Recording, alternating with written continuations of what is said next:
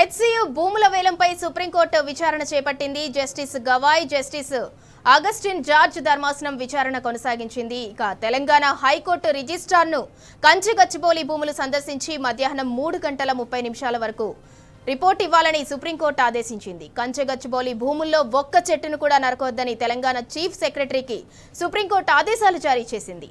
మధ్యాహ్నం 3:45 మరోసారి సుప్రీంకోర్టు విచారణ చేపట్టనుంది. హైకోర్టులో జరిగే ప్రొసీడింగ్స్ పై ఎటువంటి స్టే కూడా మేమివ్వమని సుప్రీంకోర్టు తేల్చి చెప్పింది.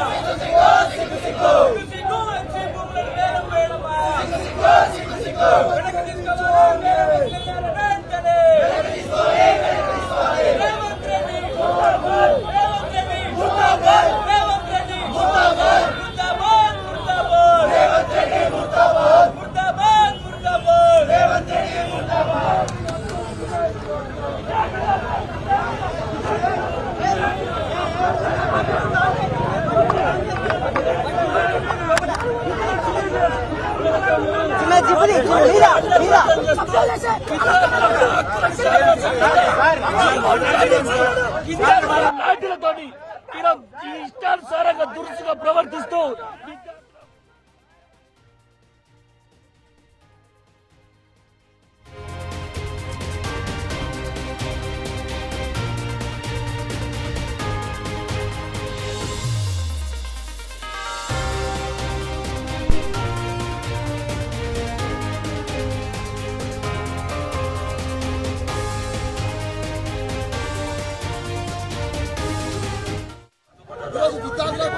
అడవి వాళ్ళ విధానంలో కానీ హైదరాబాద్ లో పట్టణాల్లో కార్పొరేషన్ లేకుండా అడవులకు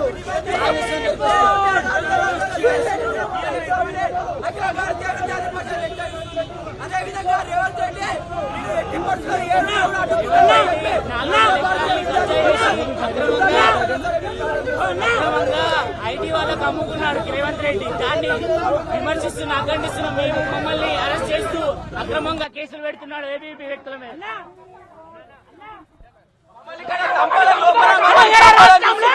ఈ రాష్ట్ర ప్రభుత్వం విద్యార్థుల గొంతు తొక్కుతున్నటువంటి రేవంత్ రెడ్డిని ఎక్కడిదక్కడ మీ ఎమ్మెల్యేలు కావచ్చు, మీ మంత్రులను కావచ్చు అడ్డుకుంటామని చెప్పి అఖిల భారతీయ విద్యార్థి తెలంగాణ రాష్ట్రంలో ఈరోజు హెచ్సియు హైదరాబాద్ సెంట్రల్ యూనివర్సిటీ దీన్ని వెంటనే రేవంత్ రెడ్డి ప్రభుత్వం వెంటనే స్పందించి మీకు అఖిల భారతీయ విద్యార్థి పరిషత్ కార్యకర్తలకు విద్యార్థుల పైన చేయి చేసుకుంటూ ప్రభుత్వం మోచేతి నీళ్లు తాగుతున్న పోలీసులు అక్రమంగా మమ్మల్ని అరెస్ట్ చేస్తూ విద్యార్థుల యొక్క సమస్యల్ని ఎత్తి చూపితే అఖిల భారతీయ విద్యార్థి పరిషత్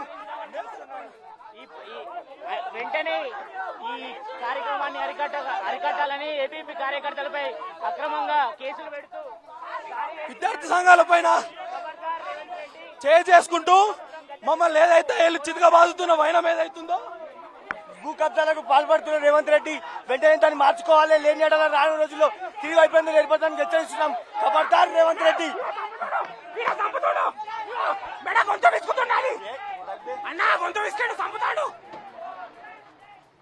ఇక్కడ పరిస్థితులు చూసినట్లయితే ఇది పరిస్థితి. తాజాగా అంటే ఇక్కడికి నిరసన వ్యక్తం చేయడానికి శాంతియుతంగా నిరసన చేసే విద్యార్థుల పైన వచ్చేసి పోలీస్ జూలు అనేది చూపెడుతున్నట్టుగా మనం విజువల్లో చూస్తున్నాం. దాంతో పాటుగా దాదాపు గత 5 రోజులుగా వచ్చేసి ఇక్కడ నిరసన కార్యక్రమాలు చేస్తున్నారు. ఈ నిరసన కార్యక్రమాలు చేస్తుంటే శాంతియుతంగా చేసే ఈ విద్యార్థుల పైన వచ్చేసి పోలీస్ జులుం చూపెడుతూ కనీసం పోలీసులు వాళ్ళు నిరసన వ్యక్తం చేసే శాంతియుతంగా చేసే వాటిని కూడా అడ్డు చెప్పుకుంటూ వాళ్ళ పైన వచ్చేసి కనీసం అంటే లాక్కుంటూ పోతూ బస్సులో వేస్తున్నారు.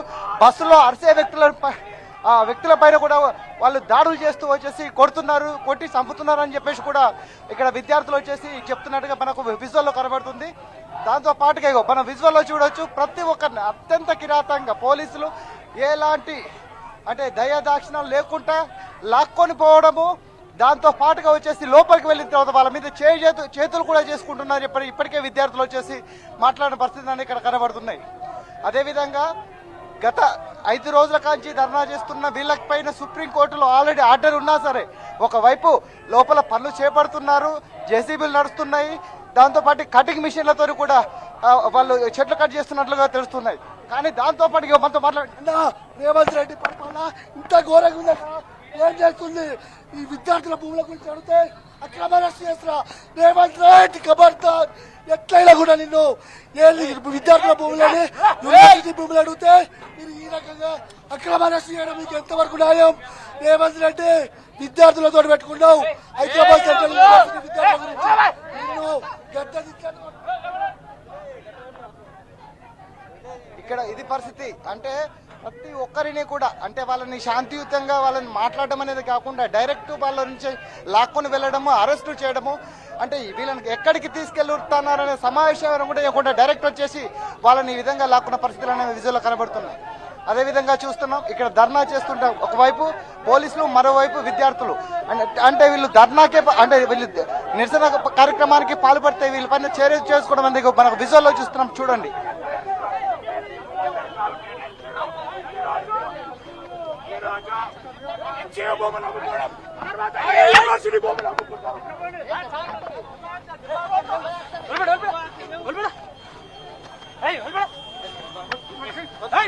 ఎప్పుడు యూనివర్సిటీ విద్యార్థులు అంటే చదువుకోవాల్సిన విద్యార్థులు, కానీ విద్యార్థుల యొక్క భూములు అమ్ముకోవడం కాదు.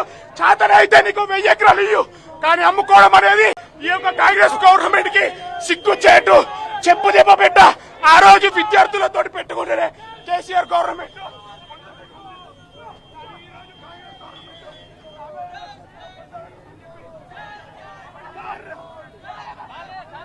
రంజిత్, వ్యాన్లలో ఎక్కిస్తున్న స్టూడెంట్స్ అందరినీ కూడా, విద్యార్థి సంఘాల నాయకులందరినీ కూడా పోలీసులు ఎక్కడికి తరలిస్తున్నారు అసలు? అంటే సింధురా అసలు వీళ్ళని అంటే ఎక్కడికి తీసుకెళ్తున్నారనే సమాచారం లేదు. కనీసం కూడా వీళ్ళు శాంతియుతంగా అరెస్ట్ చేసే పరిస్థితులు అనేది ఎక్కడ కూడా కనబడట్లేదు.